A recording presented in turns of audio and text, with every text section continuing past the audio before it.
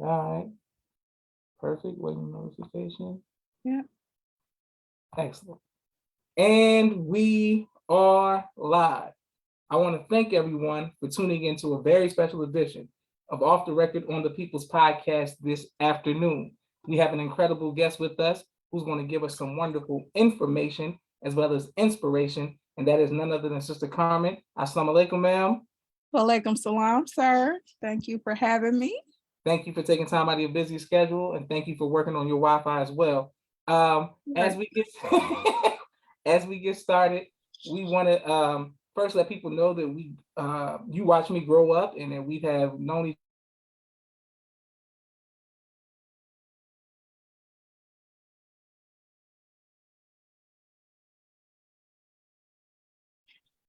We watched one another grow up. You're older than me. You continue to try to make me older. You're older by an All entire right. year. Okay. But Carmen, who are your parents? My parents are Sister Dr. Patrice Muhammad and Brother Shahid Muhammad, the math doctor. All praises due to Allah. We're gonna come back to them specifically. But and what about your grandparents? Your third generation of this. Yes, my grandparents are Sister Gail and Brother Reginald Muhammad. Wonderful. Okay.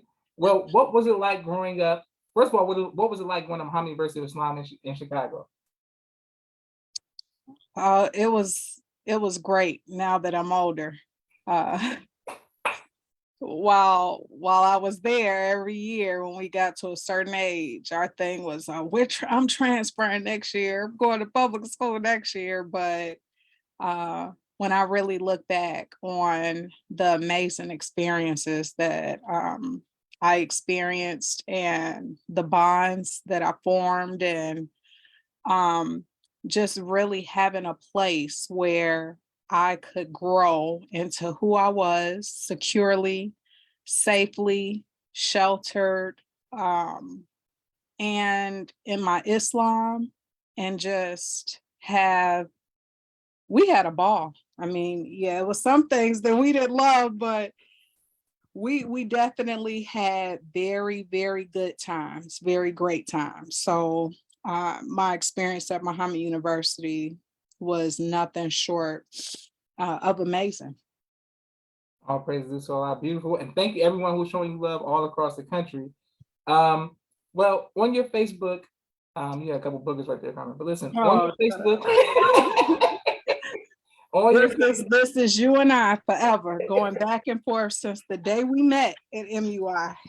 I don't think our introduction was even one of civility. I think that we were fighting from the very beginning, destined to be very good friends absolutely. and Yes. adversaries.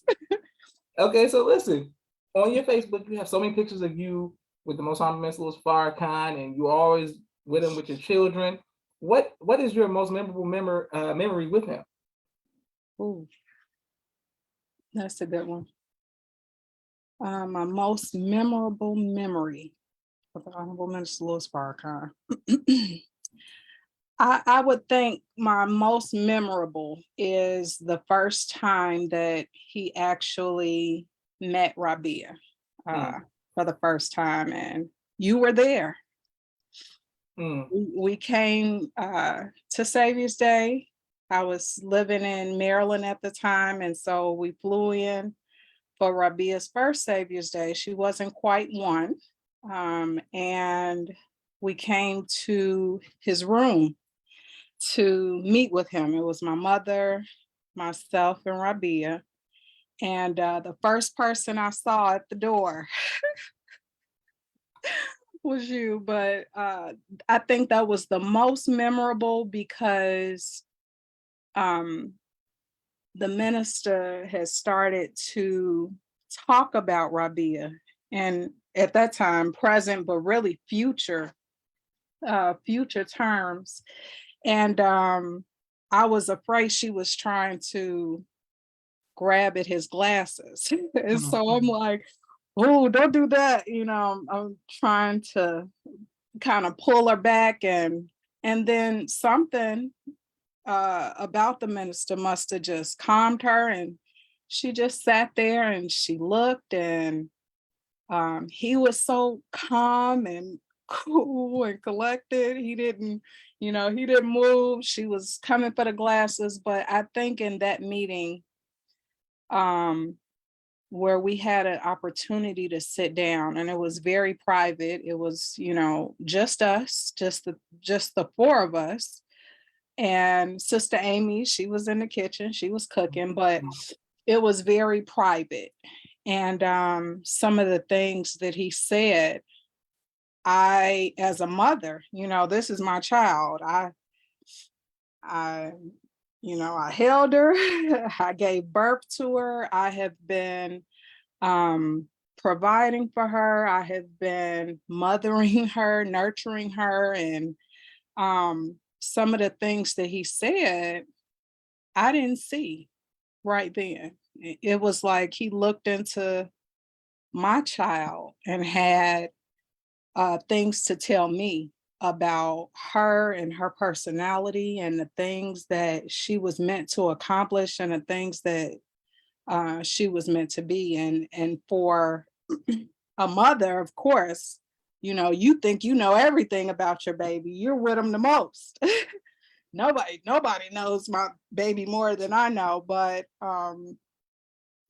as I look back on that meeting, it was things that I hadn't seen yet that were going to soon happen. And when they did, it was like, what else did I think? This was Jesus that I was sitting with.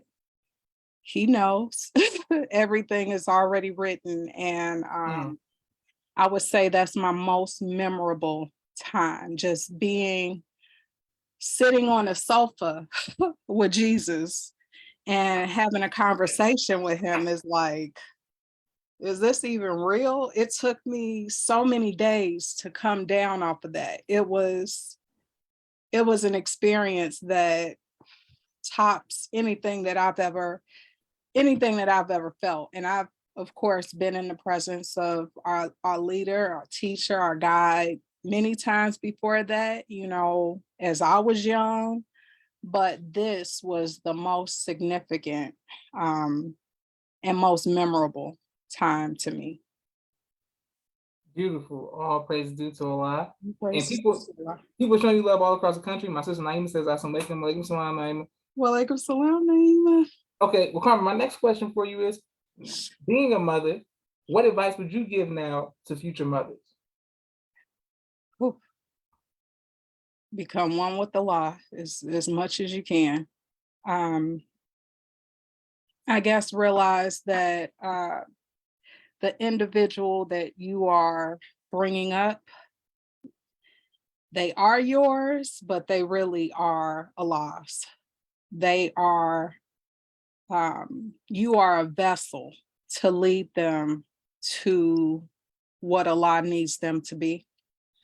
And you have to shrink yourself a little bit to understand that, I think, as a mother, because it's so many things that my children excel in that I didn't put that in them. I didn't give that to them. It's so many things that they teach me where, you like, I'm supposed to be the teacher. I'm the first teacher. I'm the nurturer. Listen to what mommy's saying. I've done it. And then you'll be riding and your children say something that makes you go,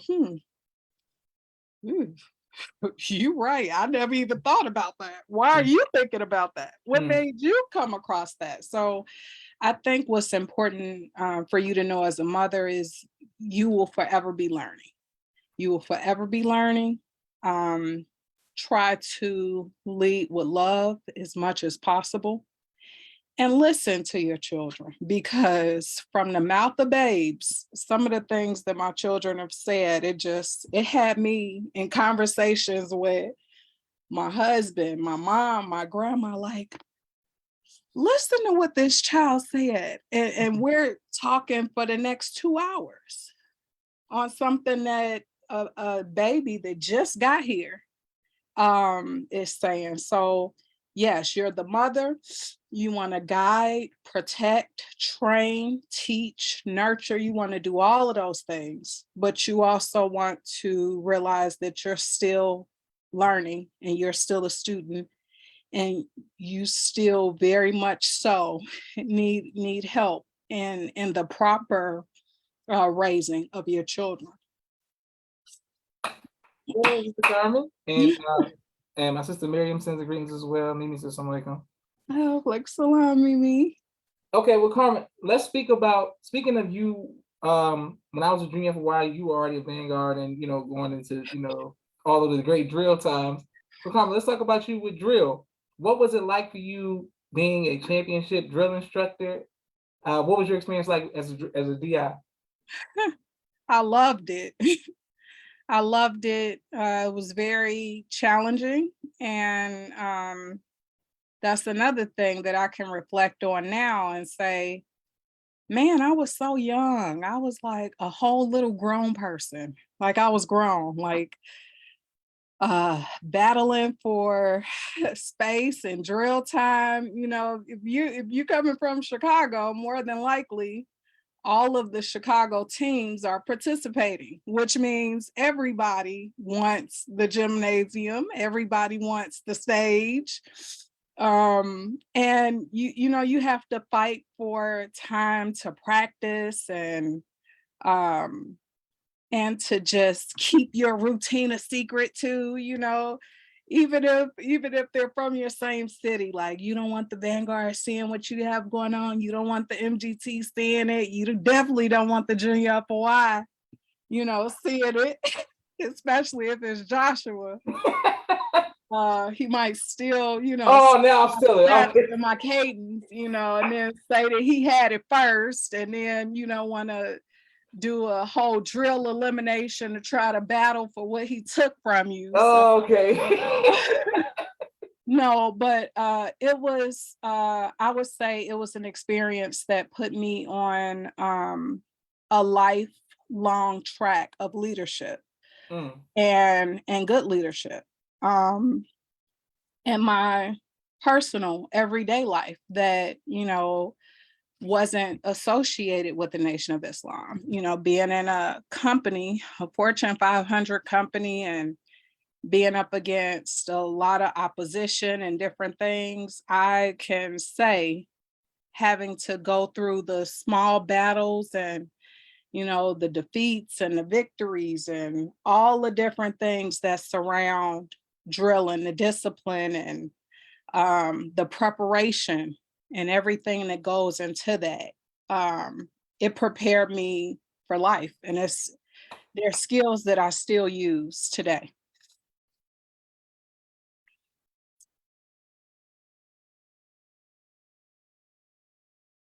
No, you froze for 1 second. Okay. That's you, Carmen. I'm listening. I'm right here. Go ahead. Okay, so yeah, I would say that was an amazing experience for me, and for the entire team as well. It bonds you in a way that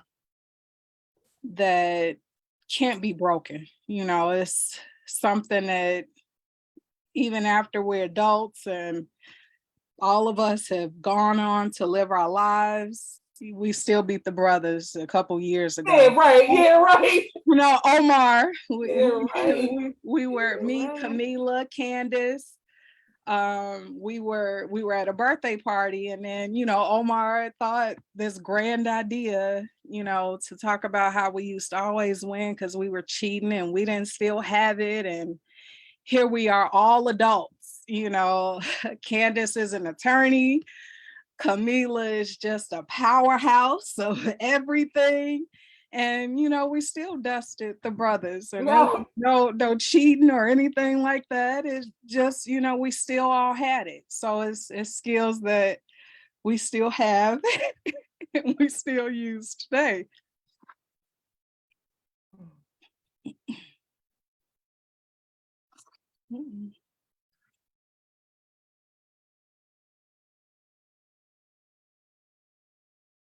Okay, are you there? Yeah, I'm there. Carmen, are you there? Okay. Yeah, I'm here. Okay, beautiful. And man, thank everyone who's watching. Your mother, Dr. Sister Patrice, says, this is wonderful family. My sister Mimi says, Joshua has revisionist history. No, that's not true, The brothers always won. I don't know what y'all. No, the brothers always lost. The brothers always won. I don't even know what y'all saying. I don't know what's going on. Never won once. Never. Okay. Well, Carmen, okay, so what I want to ask you now is going from a junior Vanguard to the Vanguard to MDT and all of these things, when you see the Vanguard retreat, you see these young sisters going into womanhood, what advice would you give them? Stay the course. Mm. Stay the course, no matter how difficult it seems, no matter how strong the pull of the outside world is. Stay the course, because you are on the best course that you could possibly be on, and don't let curiosity or ignorance lure you outside of what is the best teaching on earth. Mm. If you have the ability to stay steadfast and follow the course, I know that Allah will bless you abundantly, because it's difficult. I mean, it's definitely difficult, especially when you're a Muslim that is born and raised in a nation. You feel like, oh, well, it's easy for this sister to say that because she's been in the world. So she's had an opportunity to experience all of these things. And in your head, it's all of these great things that she's telling you not to do. Don't do it. Don't do it. Some experiences are best for you not to experience. The ones that you need to experience, they shouldn't have you compromising who you are. And I would say the day and age that we live in, you might not get the opportunity to come back in the time that we live in. It's a very serious time. We are definitely approaching the end of days. And so what some of us may have been able to do, we were born in a nation, raised in a nation, sheltered, and we're able to kind of go out in the world a little bit and see what's going on, play around, and then blessed to come back. Some of us, all of us, didn't make it back. But in today's time, I would say stay the course and don't waver. If you can just stay steadfast, it's the best thing for you. Carmen, teach this. Go ahead and teach. Okay, so Minister Aisha from Phoenix says teach. Elijah, of course, Elijah Mo says preach. Mimi says great advice. And Aisha, this is her first time watching, says, hey, Carmen. Okay, boom. Are you ready? All right, hey, Aisha. All right, listen. Before Carmen, we have a lot of more questions for you, and please let us know where you are watching on YouTube. But we have a quick 60-second commercial break for all the sponsors of the People's Podcast. Hold on 1 second. Here we go. Oh, Carmen.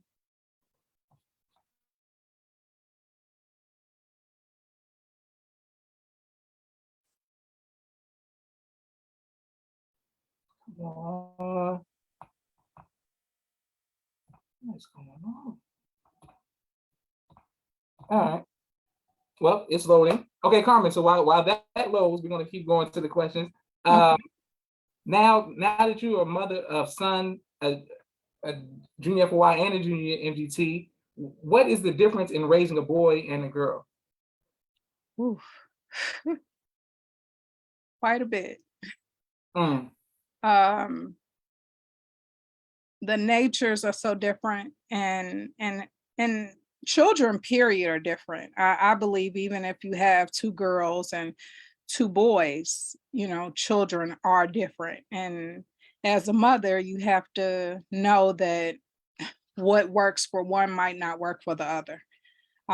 You can't just take a cookie cutter approach at parenthood, but in particular, raising a girl and raising a son you want to teach him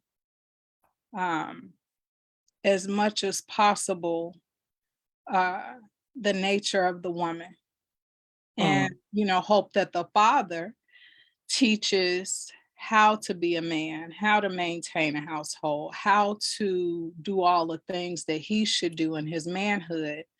But as a mother, you have a responsibility to try to teach and cultivate that, so it's not such a disconnect when the man grows into a boy. You want him to look at the woman as she should be looked upon. You want him to have a certain respect for his wife, for women, period, before he even gets to that point. And there's no better way to teach him um, than to show him the little things, show him how to be considerate, show him how to be patient. Things that I found came natural with my daughter. They have not come natural with my son, but the love that I feel my son has for me, he is now with me a lot more patient. He's still not patient. He still wants things when he wants them. But there is, I can see where he's very sincere and caring and thoughtful. He'll, Mom, do you need anything? That's something that over time, I think the love and how I'm trying to teach him um, has started to become a part of him.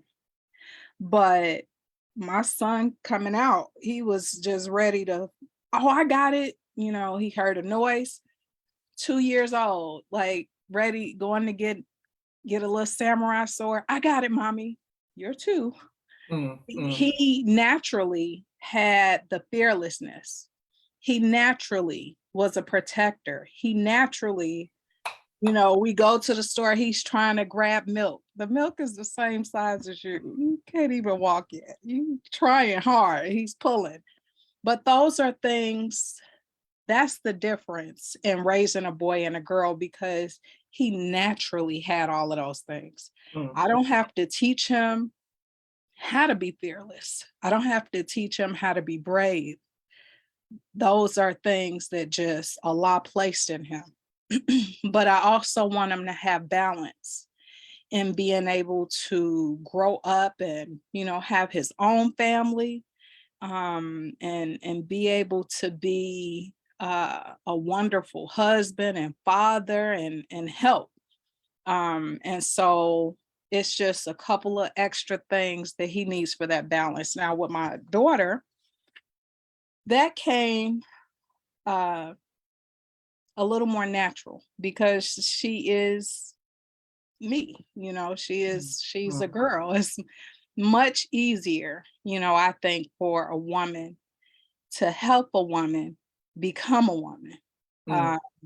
So and then, like my son, she naturally just had certain things. She naturally just had patience.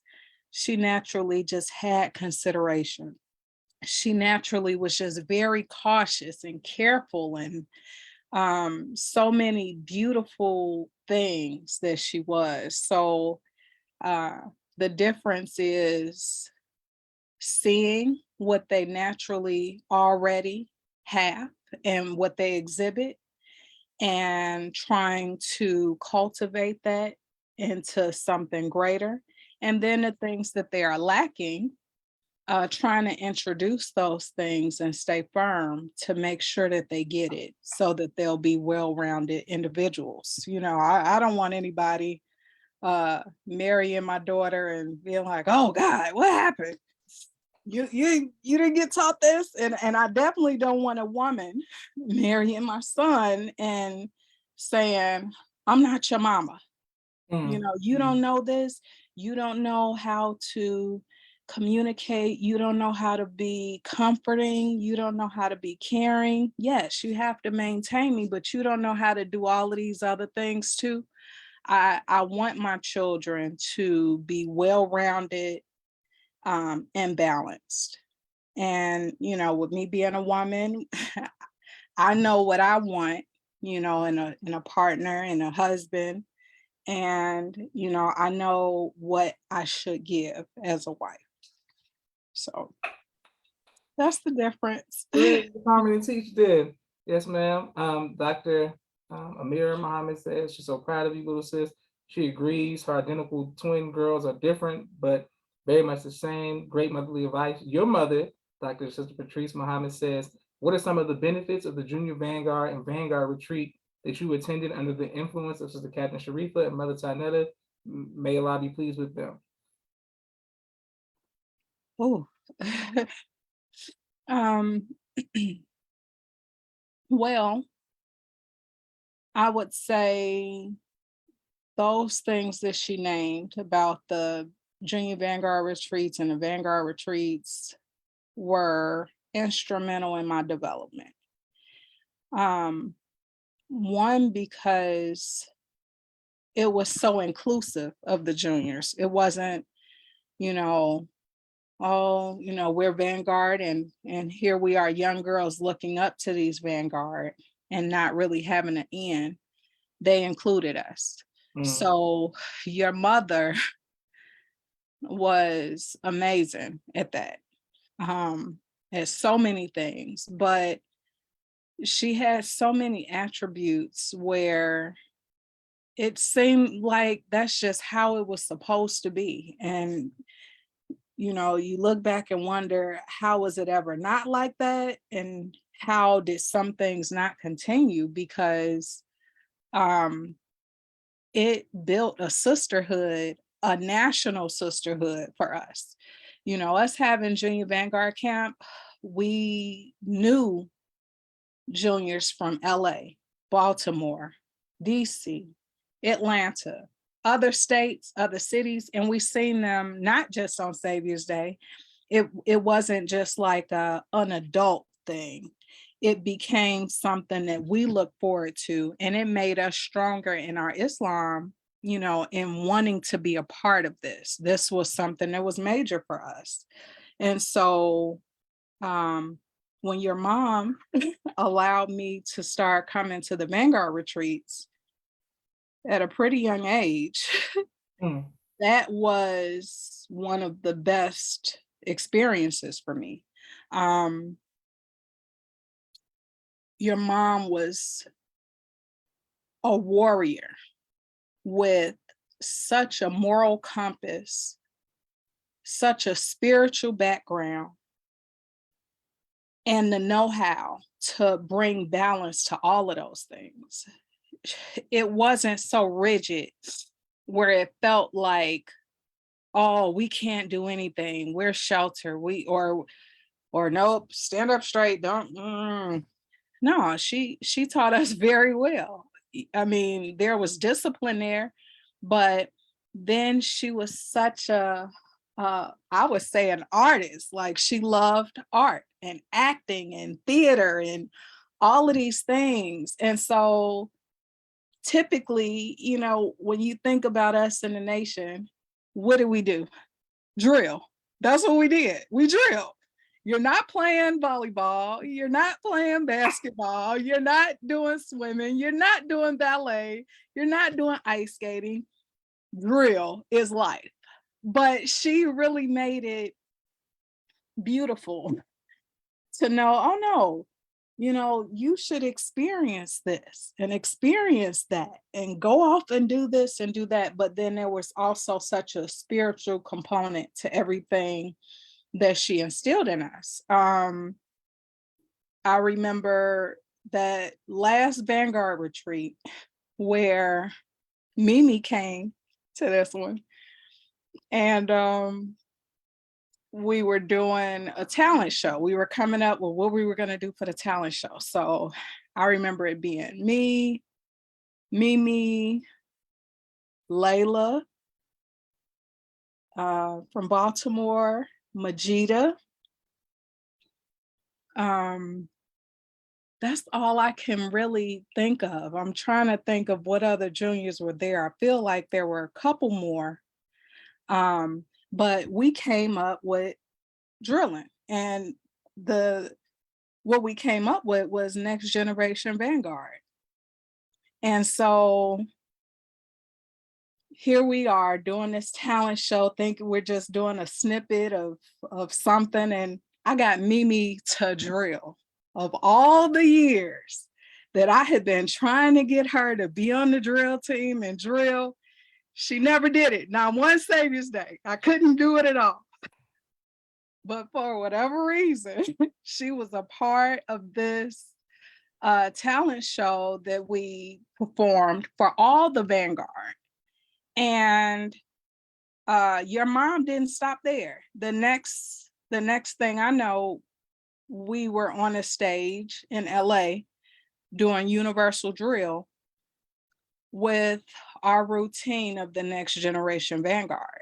That moved your mom in a way that, this is something that we all came up with, something that we wanted to be a part of, something where we're telling them, when you retire your hat, we're there.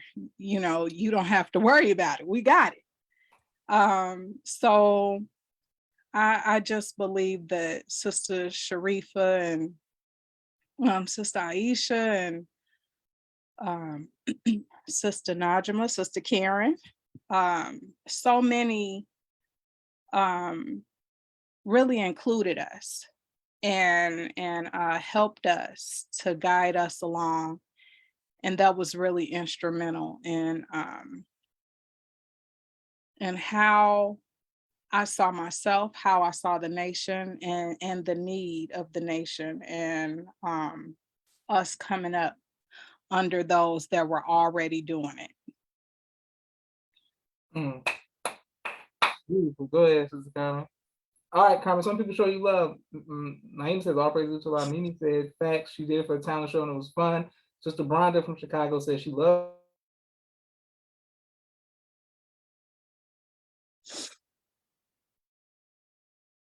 Sister Carmen says Sister Bronda says happy birthday. Boom. People just showing you love everywhere. Okay, excellent. All praises to Allah. Okay, Sister Carmen, will you ever, do you have a desire to ever drill again?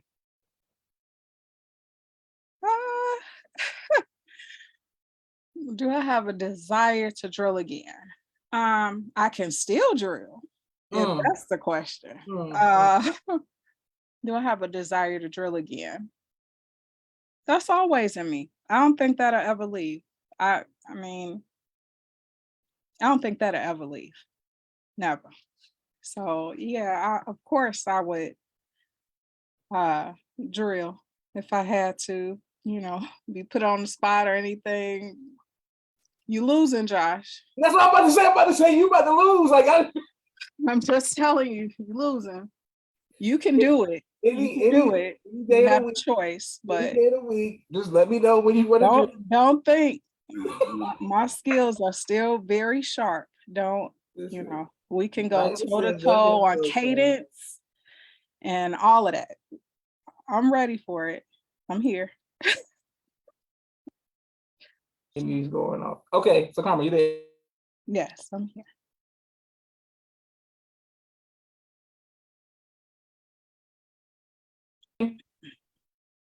No, you cut out a little bit. Can you hear me now? Okay, I hear you now. Boom, okay. Please be patient with us, y'all. Carmen has some Wi-Fi issues going on. It's not my Wi-Fi issue. All right, so Carmen, I have a question for you. A lot of people, I always ask this question, and most of my Sis Farrakhan is about to depart. He's been around you, your whole life. What are your plans to just keep the faith in his absence? Well, one of the major things is my connection with Master Father Muhammad, and really listening to what I was reminded of when the messenger was about to depart, and Mother Tanetta was, saying, "What are we gonna do? What what are we gonna do? And he told them, seek refuge in Allah.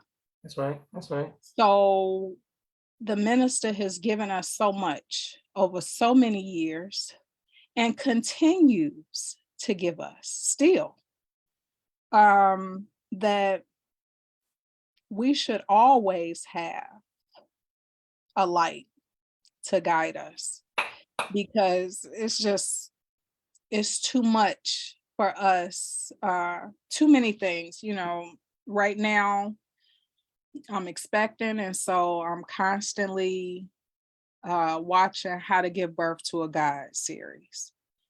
And you think about all the lectures he's done since then. This was in the 80s. This was in 85 or whatever, but it's so relevant now. It's like watching that, it doesn't matter that 30 plus years have gone by. It stands right now today, is relevant right now today. Messages and lectures that he's done at the final call. When I was little, I was not paying attention, I'm sure, running around, or 3 or 4 years old, but they're so important. So I think my main focus is to make him proud and make him feel that all of his years of hard work, because it has been hard work, have not fallen on deaf ears, that it was not for nothing. If the nation is to never fall again, I want to be that which makes that prophecy happen. That person that doesn't lose faith or doesn't know where to go or doesn't have direction. We have direction. We have orders. We have the Holy Quran. We have Allah. So that would be my main focus. I'm not saying that it's going to hurt, because it's definitely going to hurt. I can't even really think about him departing without crying. It's a very hard thing to do when you've grown up with this person, when you've always had this person, and you feel that, if something gets really hard, you can still see them, you can still be around their energy, and you won't be able to physically do that anymore. So that's difficult. You don't want to be without anyone that you love physically, even for a period of time. It's just knowing that they're not there that is very difficult. But we have Allah and we have all the instructions that he's left us. So that would be my take on that. Look at your teachers, Sister Carmen. Okay, so because Sister Carmen's Spotify is messing up, we will make sure we get all these questions out. Sister Brenda said you were more disciplined as children, drilling at the time than some of them. Mimi says Carmen asked Josh does he want to smoke. Savior's Day elimination 2020.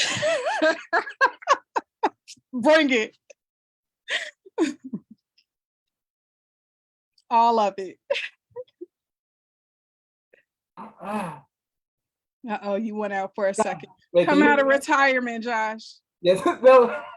Come on. Carmen, I got a question for you. What's your favorite album of all time?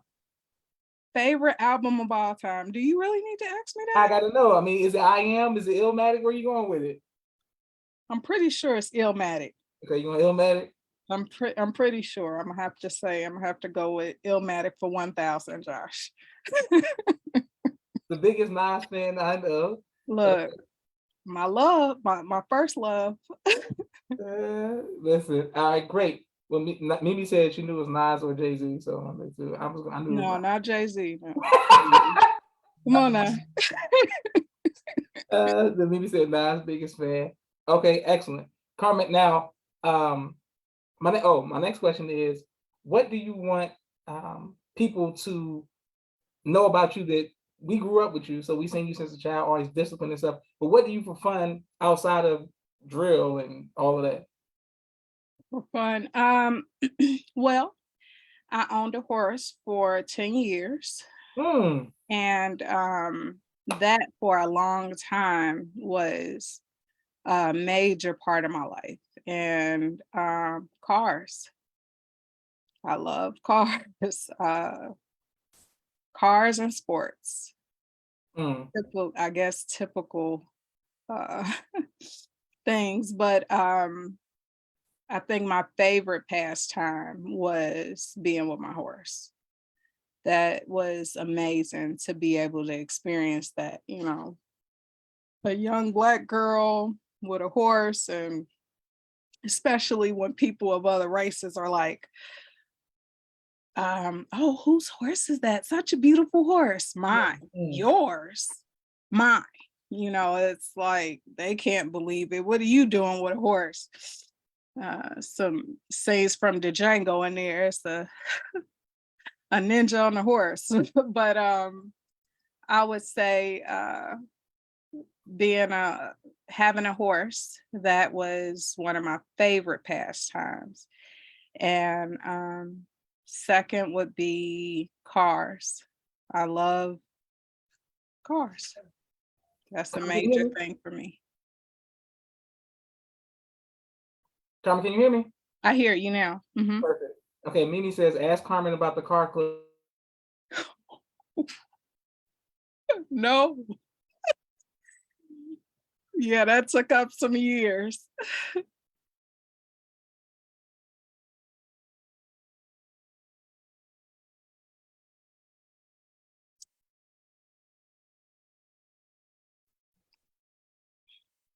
Okay, it cut out for a while, but I did hear ask Carmen about the car club. Yes. Oh Lord. Yeah, those were kind of reckless years, but I was in 2 car clubs and in a motorcycle club for a quick second. I quickly turned that in to be a little safer and stick with the horse. Too many people were taking falls. I hadn't taken one yet, and I was told that every good motorcyclist will take a fall. And so since I hadn't taken one yet, I just went ahead and bowed out. But yeah, those were some good times. I definitely enjoyed being a part of the car club, and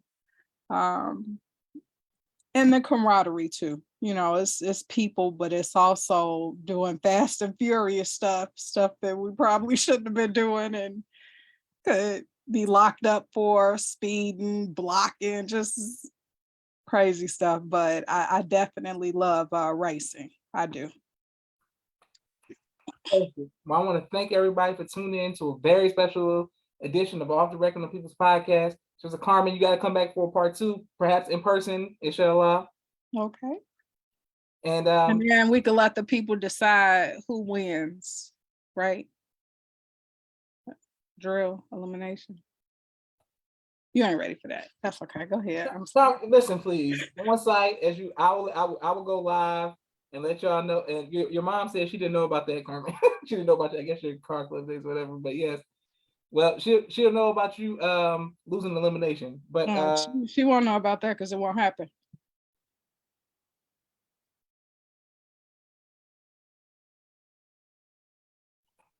God, this wow. Yeah, I went out a little bit.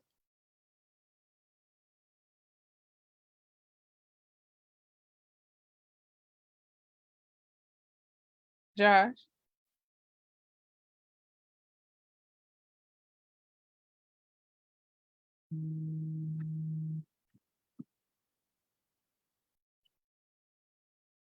Did it cut all the way out? Okay. No, it didn't say that.